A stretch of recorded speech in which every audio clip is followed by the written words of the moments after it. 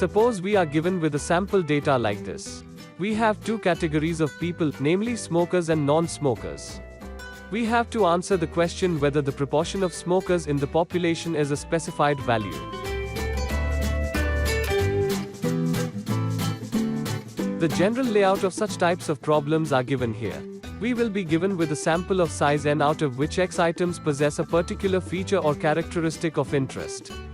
The remaining n minus x items do not possess that characteristic. We are supposed to answer if the proportion of objects possessing the characteristic is a specified value in the parent population.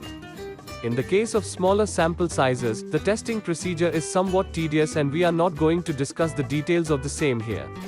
If the sample size is large, we can proceed with the testing in a relatively easy way.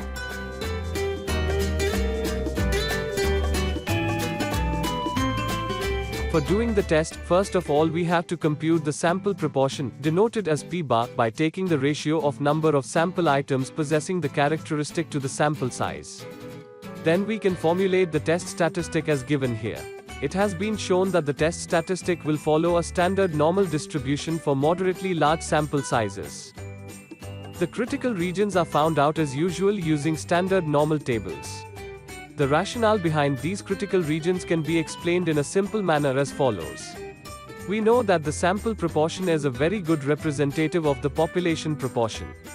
So, a larger value of the sample proportion is an indication of a large population proportion and causes the value of the test statistic to be a larger value. That is, a large positive value of the test statistic means that the population proportion is larger than the hypothesized value.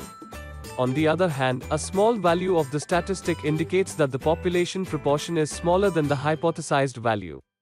In the case of two-sided alternative, both larger and smaller values of the test statistic favors the alternative hypothesis.